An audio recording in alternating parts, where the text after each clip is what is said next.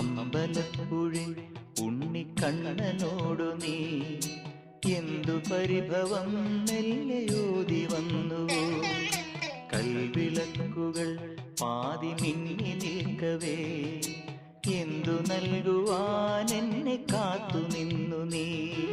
തൃപ്രസാദവും മൗന ചുംബനങ്ങളും പങ്കുവയ്ക്കുവാൻ